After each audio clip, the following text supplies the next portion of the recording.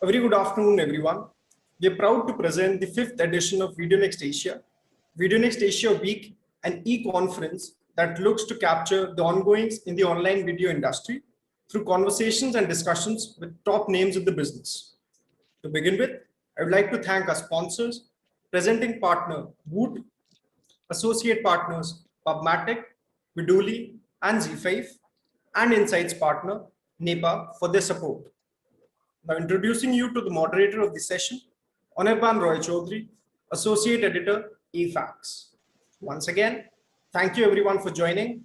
Over to you, Anirban. Thank you very much, Debashish.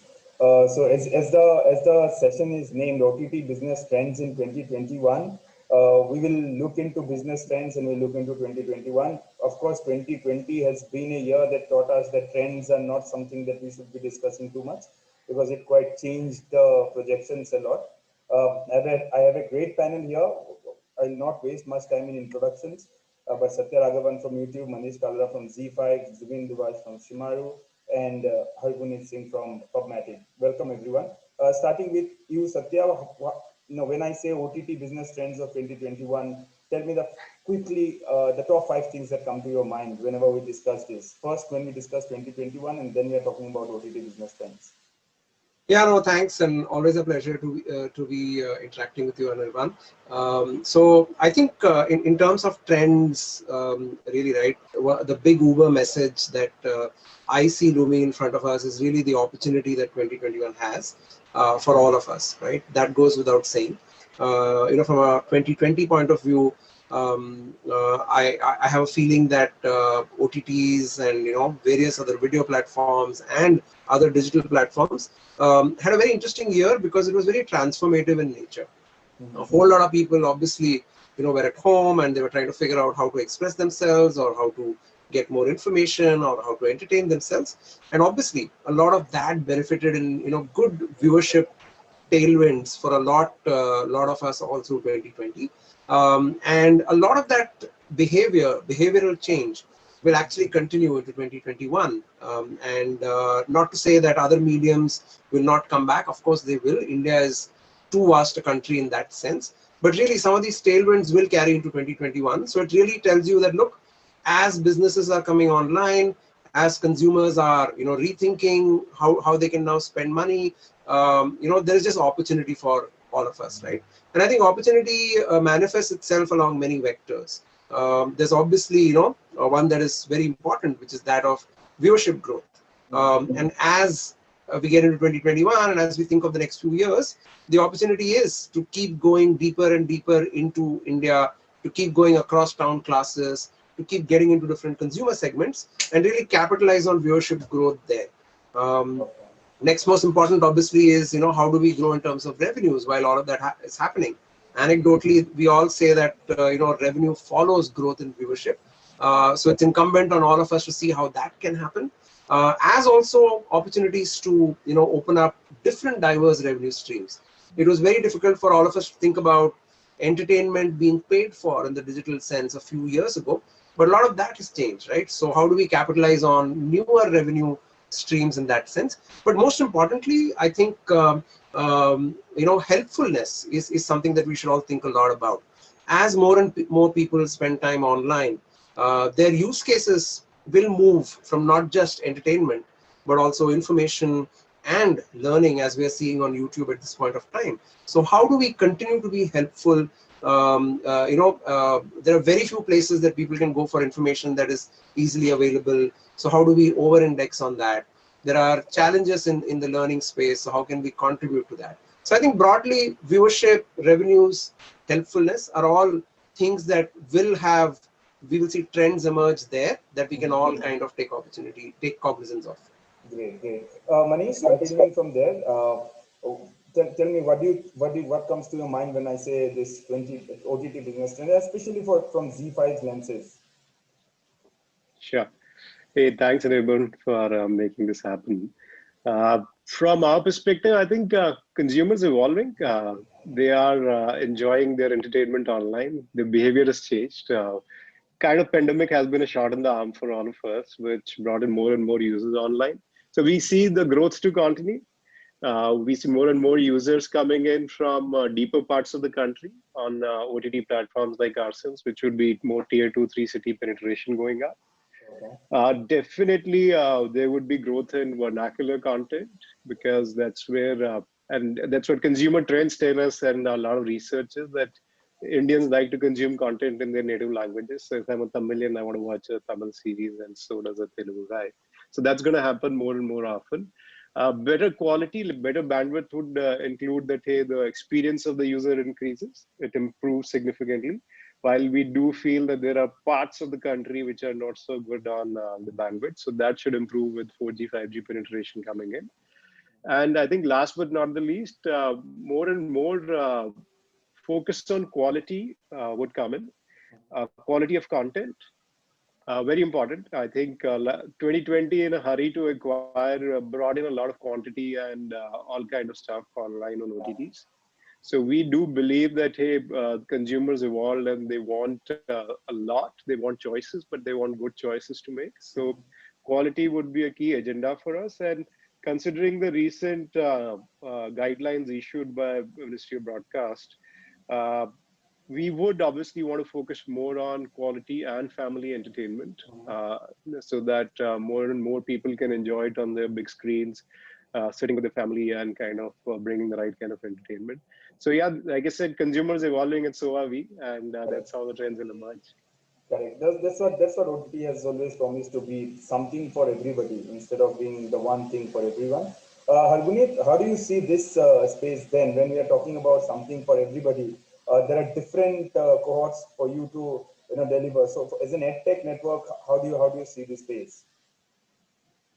Thanks, Anirban. So from a monetization or a technology perspective from programmatic advertising, I think one thing that we see will happen in 2021 for sure is the header bidding as a technology that will come in, because header bidding will it'll actually cut across a lot of the points that the audience mentioned here, the panel mentioned here, in terms of it enables a lot more bang for the buck for the publishers, for the content creators.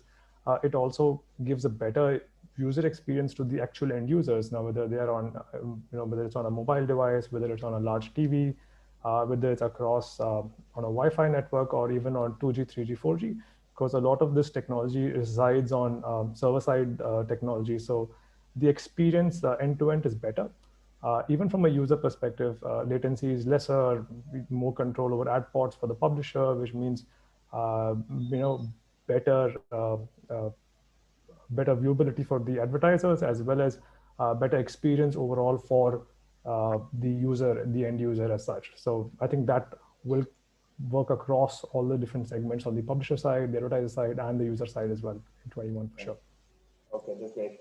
Zubin Shimarumi just completed 2 years, and congratulations for the second birthday. But tell me something. What's been the lesson in 2020? And I ask you this question specifically because being a new platform, you had not probably planned such scale or such viewership that you witnessed last year. So and from that point of view, how do you see it 2021? So the way I look at it was that if I break it up into three different phases in the OTT space, so till pre-2019,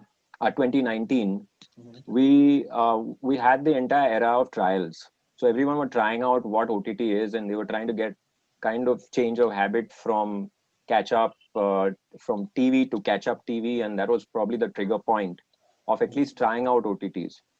2020 became a habit for most people, and that was probably the year of habit and habituating, because there was no choice. The pandemic actually got them all in there, and being at home and still wanting one-on-one content and entertainment, customers got to OTT and they had no choice, but they had to kind of get onto it and use it, and they got habituated to get some great content.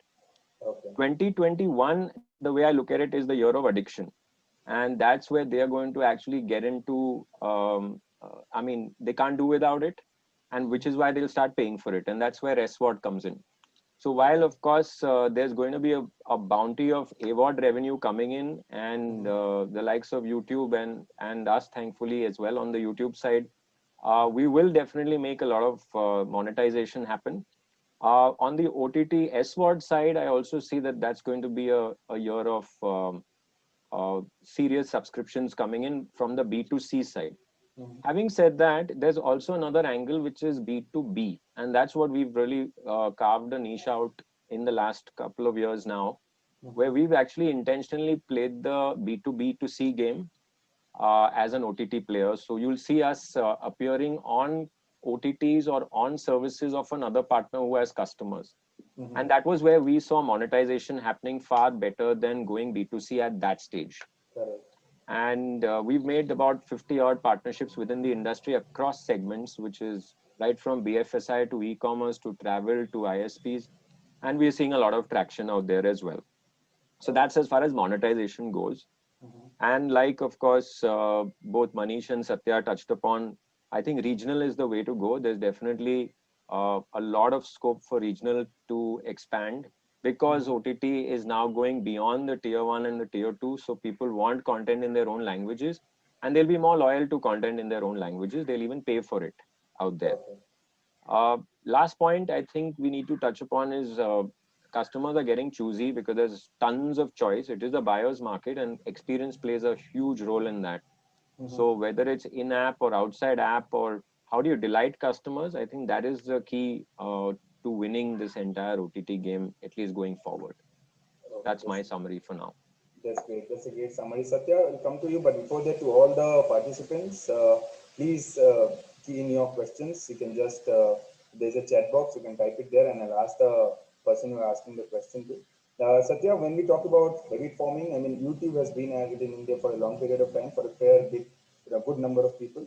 Do you see, because of this penetration deeper into India, newer habits or newer creators coming out? Maybe earlier it would be only urban creators creating most of the content and being consumed elsewhere. Now, do you see the creation part also coming in from other, say, what is not the metros or the mini metros? Yeah, absolutely. We're definitely seeing that, right? So if you actually dive a little deeper into YouTube, think of YouTube as a grid where on one side you have, different verticals of content or different genres of content, and on the other side you have, different languages, right? If you just look at just that two-dimensional axis, right? Till about 4, 5, maybe almost 7, 8 years ago, most of the content would come, for TV or food or comedy, that kind of content, and it would mainly come from metros and it would mainly happen in languages like Hindi and English, right? But as internet penetration started to grow, way back in 2015, we saw South India really come alive along all the vectors on this axis. So today, if you actually go and look at the South Indian market and compare it to what it was in 2014 and 2015, in 2014, 2015, some of the early shoots were mainly in the area of comedy, right? But if you look at South Indian content right now, whether it is in any of the South Indian languages, you'll see that there are as many learning creators who are teaching people on how to learn something to do with school or something to do with higher education as there are in any of those languages, right? So as each year passes by, the depth of creators by vertical and by languages keeps on increasing, right? If you look at what happened then post the entire geo boom in 2016 and 2017, you suddenly saw North India come back, but not just in Hindi, but in various different dialects and various different North Indian languages, they started to come back, right? Some of the principal languages in the north, like Punjabi, or from the east, like Bengali, they started to shine, and they have had a similar growth in terms of depth in content verticals. So you have people who are talking about beauty in Bengali, or people who are obviously doing music in Punjabi, right? And now, as we speak, right, as we are, as internet penetration touches the 500 million, 600 million mark, we're also seeing some of the other smaller Indian languages really shine, whether it is Ladakhi or whether it is the languages from the northeast of India. So at this point of time, what at least we are seeing on YouTube is that, multiple use cases are emerging for, digital media in that sense. It's not just about, okay, if there's a TV station in Hindi, there will be television content on OTT, right? It's about saying that, look, there are people in the northeast of India who want to know how to prepare a certain recipe in food. And hence, they will watch content in a lot of languages. but that will then inspire someone from there saying that, look, let me do it in the language that I am comfortable with, and that my people staying in my area are comfortable with. So that's the process through which inspiration grows creators in different languages.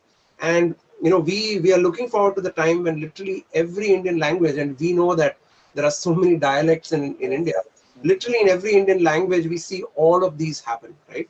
And that's why digital is so important, because it'll be very difficult for traditional media to think about how to satisfy someone in Assamese, right, in that sense. Yeah. But obviously it's incumbent on a whole lot of digital platforms to think about that opportunity and then figure out what is then the best business model that will make sense. Okay, thanks. Very nicely put. There's a question from Dr. Joyita Chatterjee. Manish, since you touched on that point, I think she has asked this question. With the government proposing regulations of OTT content, how do you see the future of OTT market? Since you have already mentioned about the regulations, why Sure. don't you take it?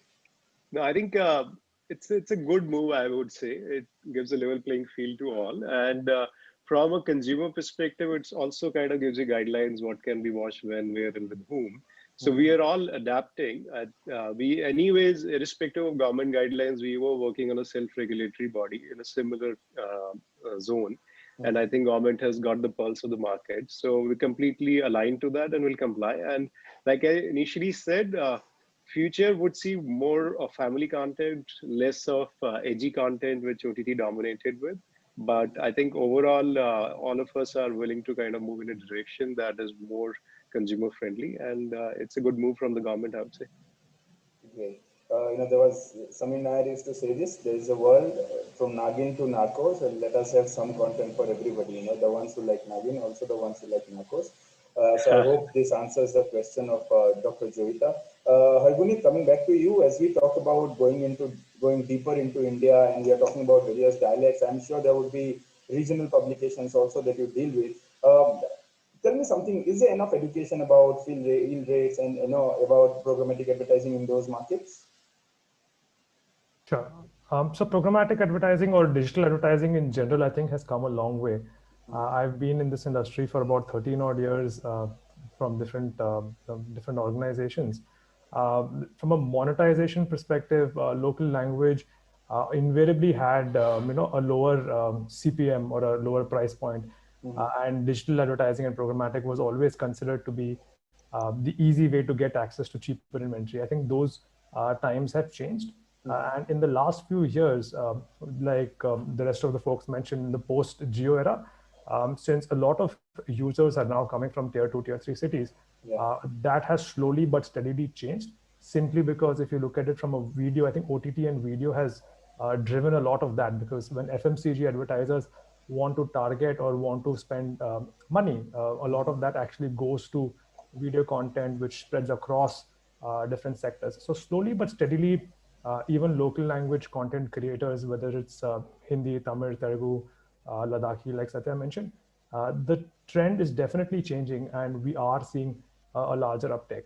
The other thing that we're seeing is now a lot of smaller niche brands are starting to advertise as well. So on one end, we have the FMCG sector. On the other end, you also have a lot more local players who are coming online, and a lot of other players, in the market who are facilitating smaller businesses to come online and start reaching their audiences. So I think these two things have significantly helped. And also then there's just the sheer volume of content, whether it's print news, whether it's video content, it market finds its level in the end. So I think it's only going to get even better from here. So yeah. Okay. Zubin, why don't you take this question? Do you believe that Bollywood industry got a great hit with the penetration of OTT, especially during the pandemic? Now, Shimaru also distributes movies. But I ask you this question with one more question that is there later. You can answer both of them maybe together. How did this change the film business, if it at all did, or do you see it going back to what it used to be pre-COVID? Okay, so first question is about Bollywood and what its impact was during the pandemic. Actually, we have two clear products that we've actually experimented with during the pandemic. One is something which we call a promised subscription to a service, which is Bollywood Premiere. Now that is basically promising to the customer that every Friday we'll get you a new Bollywood film. It's a movie. The movie category will be more on the themes of stories are the new stars. So you may not have star faces in the movie, but great stories, great production, great execution, and first time on digital. So this is a promise that we've been continuing to do, and we saw a lot of subscriptions come on the heels of this kind of a product offering, where we promise content to a customer at a certain frequency. So our tagline is 52 weeks, 52 premieres. So this was one on the SWOT side. The other thing that we did experiment with was actually becoming the first OTT in India to actually create a Shimaru Me box office, which is basically first time ever on digital, even before it goes into theatrical. So the Bollywood premiere was theatrical first and then first on digital. Here it is direct release of a film on digital. And what we wanted to do is give it a very real feel to whatever we could do digitally to the actual movie going experience. So we tied up with Book My Show and actually got them sold on a ticket basis. So we did TVOD for the very first time. To be honest, TVOD is a tough model to crack because you got to have content marketing and a great product. Having said that, we released about 10 films, and it was pretty well responded by customers. As far as going forward, I see that there'll be a hybrid because every new trend creates opportunity for both worlds to exist. I don't think there'll be one or the other. It all depends on, in fact, the producers will now have more avenues to monetize, and they'll actually be able to play one up against the other. Because releasing a film is also very costly after producing it. You have to pay for print, you have to pay for advertising, you have to pay for a lot of other things in your cost of getting into a theater. And the fact is that theaters have a certain limited amount of capacity and number of films coming into the theater, even if it gets mainstream after the pandemic, is going to get a little challenging for producers to keep coming into theaters. So I see there'll be a good mix of films that go direct to OTT, which can't afford going to theaters. And at the same time, the large big budget films will come to theaters because eventually the movie going experience is more than just watching the film. It's also about the evening outing on a weekend with family. So I believe both will exist. Great. Manish, you mentioned in your opening remarks that that 2020 was about a lot of quantity. 2021, do you think would be a year of retention, and would that be the biggest challenge for you?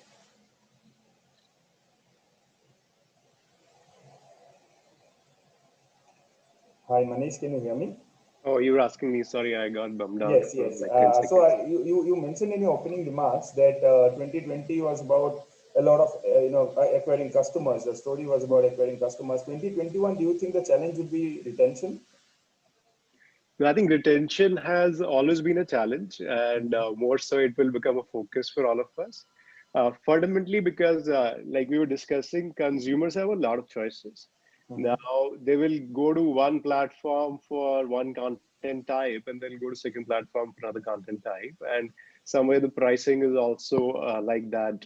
There are trial packs everywhere, and consumers are smart.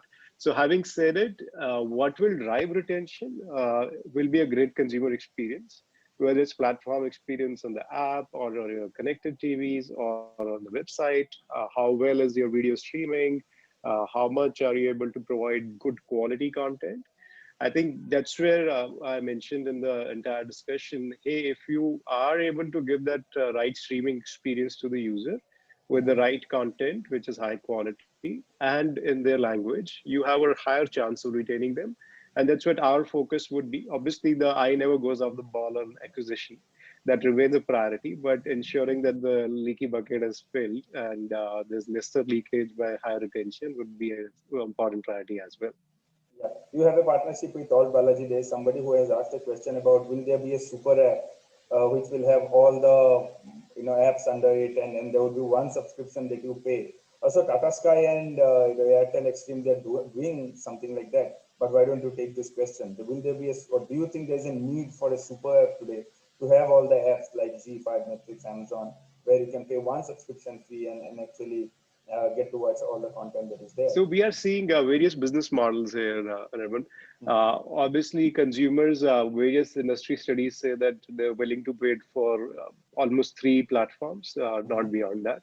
Now, if there are aggregators emerging, like someone said, Tata Sky or even Geo Set-top Box, so those are like B2B models for us. They're not B2C models for us. Those guys are aggregating our content and serving it to their consumers in a different format by virtue of their platform. So that's another model which is emerging. And somewhere, I think Zubin also mentioned B2B2C is emerging. So that's how the industry is evolving. But fundamentally, if we keep our eye on the end user, whichever format or platform they are consuming your content from, we would want them to watch more of our content. We would want them to spend more time on us and have higher levels of stickiness. So yes, I think those models are more how we serve content, but from a consumer perspective, how many people watch us and align with us is more important. Satya, a question for you. How do you see advancement of technology regarding viewers' experience in India and adaptability by customers? Is it a challenge for rural audience especially? This is by Muskan Sharma. Hey, Anirban, I managed to follow the first part of your question, but the second part broke a bit. Can you just repeat that? Yeah, thanks. Yeah. So the question is, how do you see advancement of technology regarding viewers' experience in India and adaptability by customers? Is it a challenge for rural audience? Yeah. No, I mean, that's a great question, right? We all know during the pandemic, there was so much digital consumption happening that it put a lot of strain on a bunch of networks. So at that point of time, platforms which are able to move to more of an adaptive way of serving the consumer, which is allowing the best possible service to the best in the best possible manner depending on the consumer's connection, right? I think things like that become very important in a country like India. Purely because we know that we'll have to be patient in this business. Shooting something in 4K does not necessarily mean that it will get consumed in that higher resolution, depending on the person's connection. So how do you make sure you're aware of that and you build technology that can do that, right? That's at one level, just in terms of technology. I think at the other end of the spectrum, at the top end of the spectrum, we have people now getting into many different ways of interacting with the content, right? So one has to be equally cognizant of that. There are folks who are consuming digital content on smart televisions. So is your product then optimized for that on the other end, right? So that's another axis to kind of think along. Media is also getting consumed in different forms. So there are people who want to interact with the content, gamify some of that content perhaps, or add AR and VR. So how do you then ensure those experiences as well, right? But again, the challenge that we all face is how do you marry the right technological aspect to your product with the right business model? And how do you, and that's where we come back to some of the earlier arguments saying that, okay, what business model works? I, for one, think that, we'll all have to be a little more patient. India is the kind of country where often things are generational in change in that sense, right? I mean, the old adage about the father retiring and the son making as much money in a month as the father made when he retired, or the mother made when she retired, right? Obviously, that is changing. We are moving up the curve from a per capita point of view much faster than we were earlier.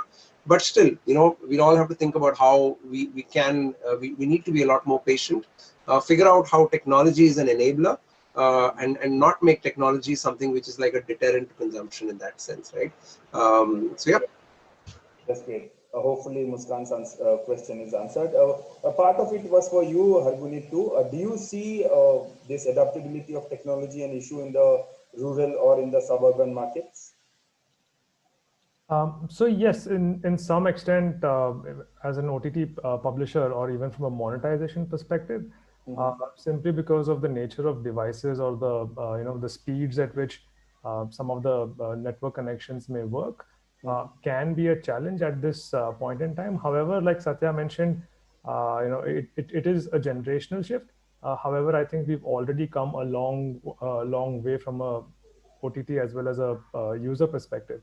From a platform like ours, in such cases, what we do is we then work with publishers or OTT owners and help them understand what are the different technical challenges, limits, and how some of those things can be, mitigated.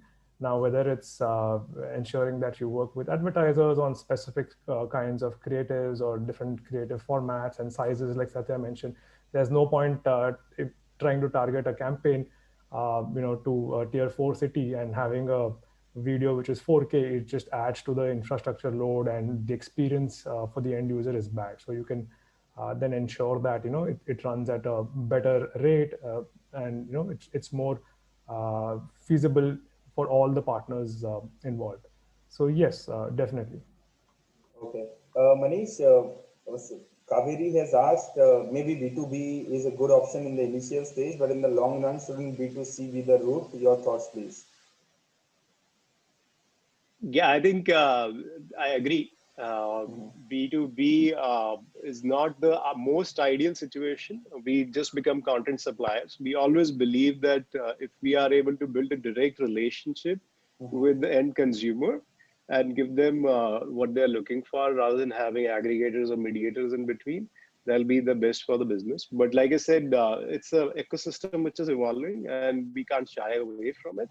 So that's how the industry is evolving and we're participating in it. But to answer the question, B2C over B2B, yes, any day. Zvin, you want to add something to it?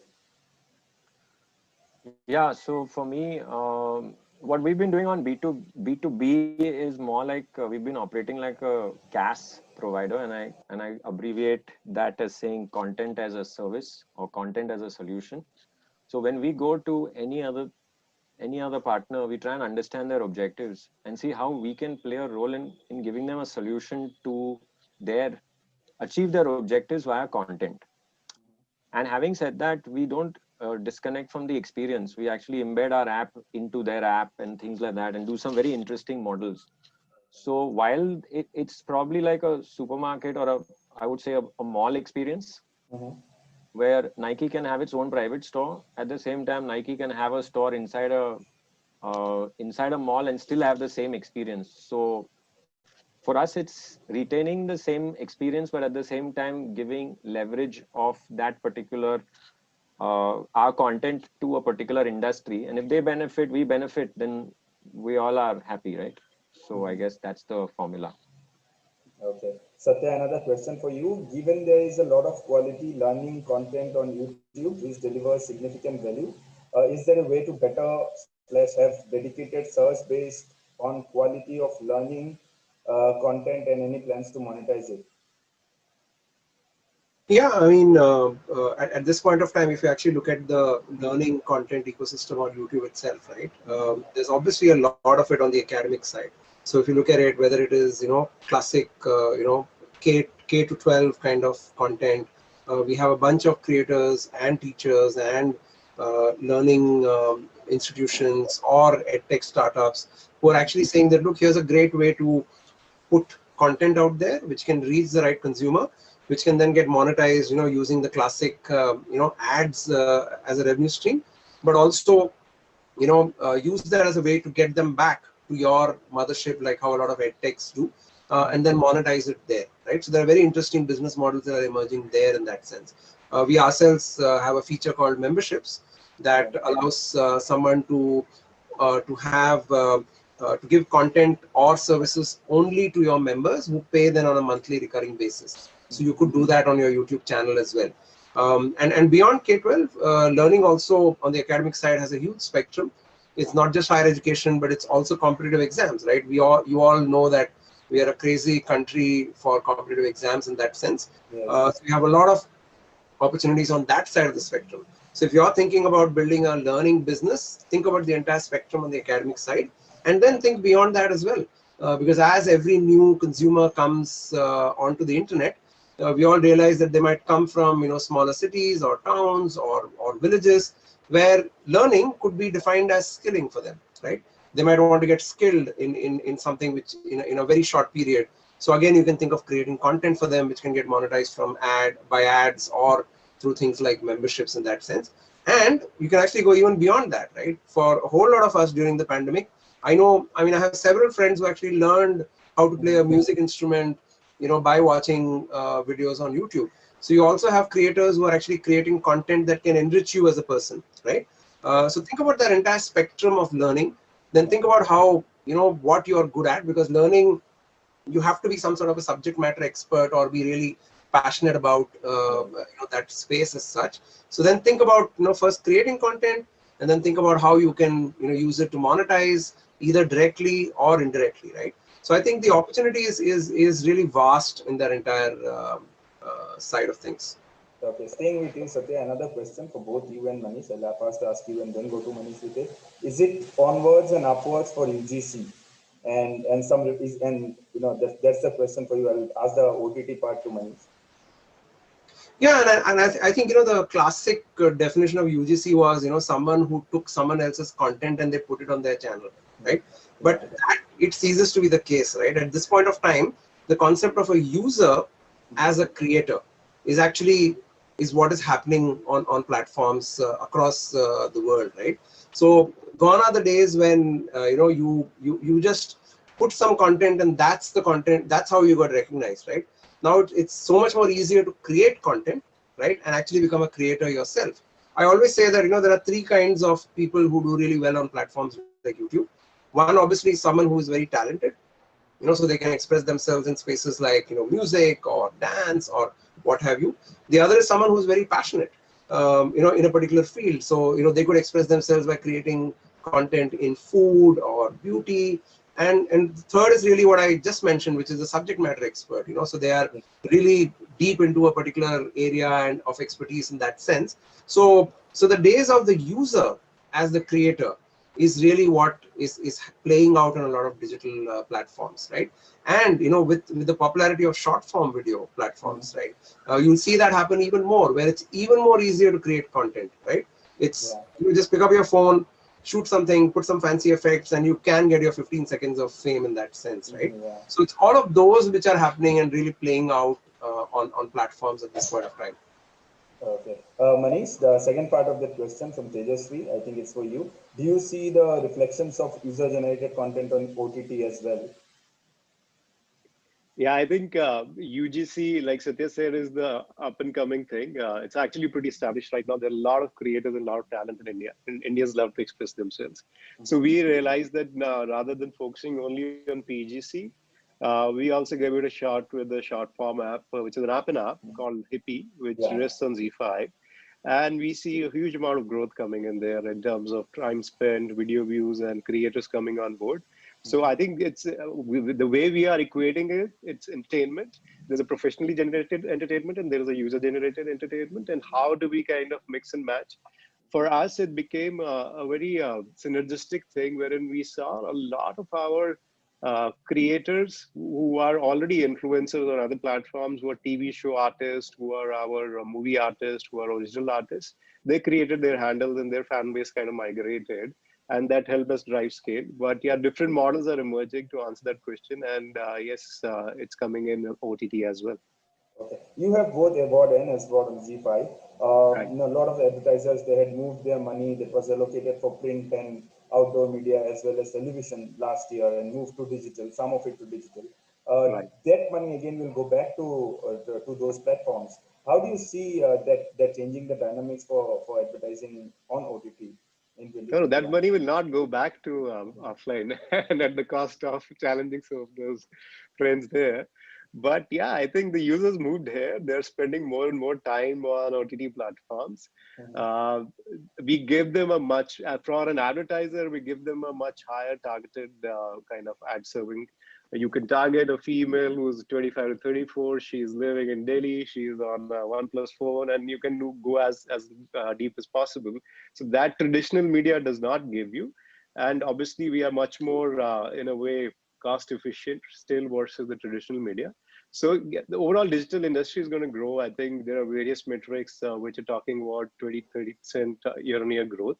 And if you see internationally, digital advertising has pretty much overtaken traditional advertising in some of the evolved economies like UK, US, and India is on that path. So yes, I think as consumers stick with us, advertisers will stick with us as well. And is there a scope for advertising on your SVOD content? No, so we are keeping it sacrosanct. I think we have seen some of the competition bringing a hybrid thing.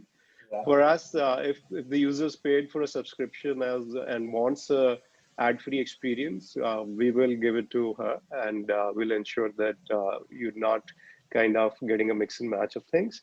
However, on live TV, where there are ads which are served by the broadcaster, that would kind of keep showing, but not on the original content. Okay. Okay. We are at the last phase of this discussion. Hargunit, what do you see the challenges in front of you when we talk about 2021?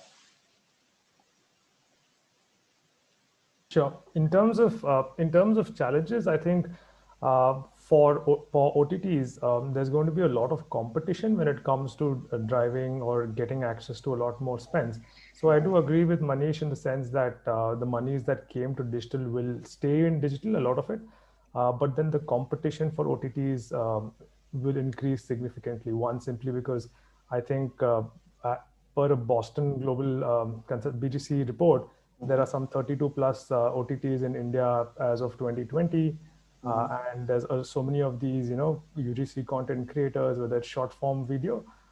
There are multiple apps right now, whether it's HiFi, like Manish said, there's Chingari, there's a whole bunch of them. So there will be a lot more competition between the pure play OTTs as well as some of these short form content, because the monies are in some ways finite. So I think that will happen. But there are other ways that partners and publishers can look at making more revenues across the spectrum. Okay. Zubin, can animation be a part of the offering? I'll ask you to Manish as well. Where do you see animation movies or animation content fitting into the scape of OTT? Good question. I probably didn't cover it, but yeah, we are a multi-genre, multi-regional content OTT platform, and kids is a very important part of it from an animation point of view. We have ventured into many animation IPs. One of them is Bal Ganesh, the popular one. We've got many seasons of the entire franchise up on the platform, and we are seeing a lot of traction on that. And close on heels of that, we also we are evaluating what more we can do with the kids space. It is a need for sure, and how we can kind of capitalize on the tailwind so far is what we are looking at right now.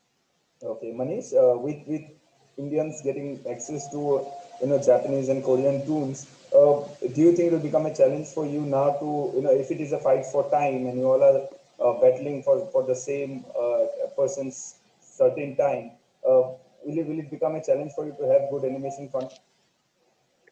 I'll tell you again, thinking like consumer, if there's anime and which is popular in Japan and Korea, we will get it dubbed in Indian languages and bring it to India, so that my consumer can consume it in a way that that entertains them. They're able to understand and connect with it.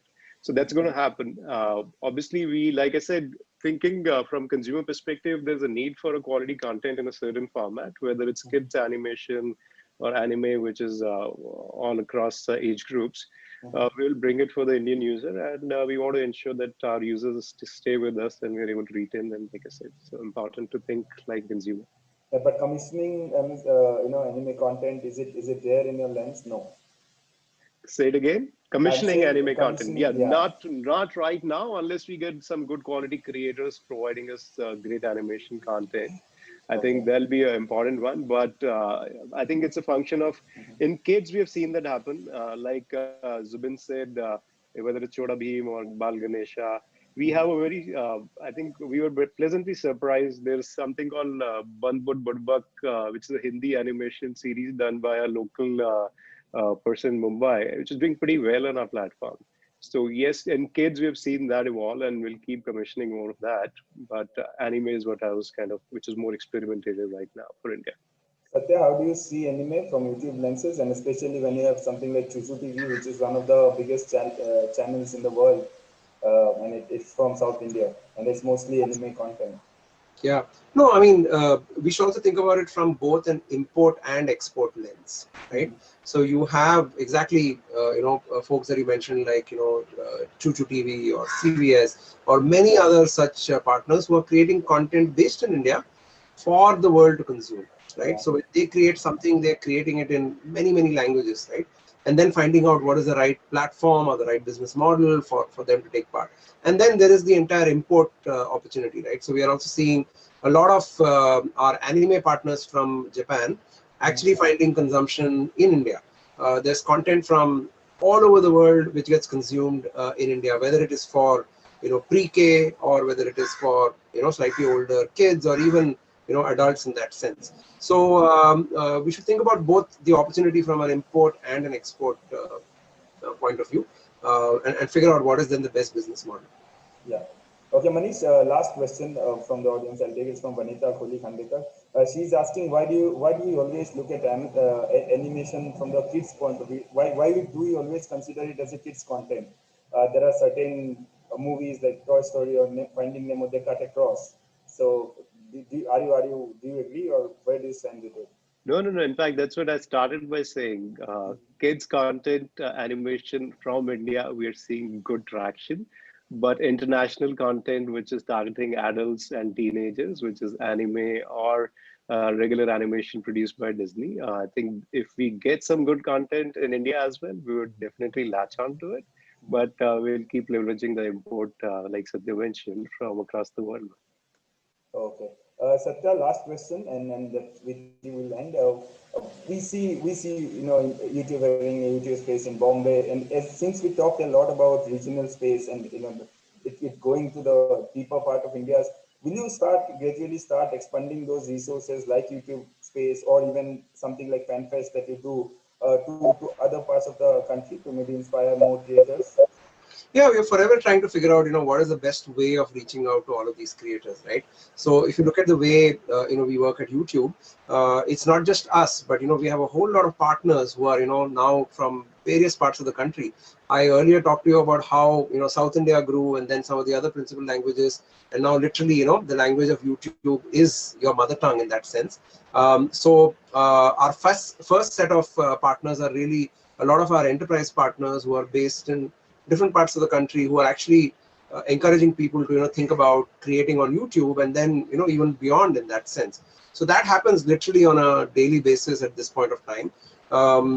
We've also done interesting models like pop-up spaces in some of these cities where we've descended in a particular city and encourage creators out there to improve their production values. Of course, that was pre-pandemic. At this point of time, we are thinking of we are actually on a daily basis delivering scaled workshops, be it across production, be it across content ideas, or be it across running a channel and how to do that better.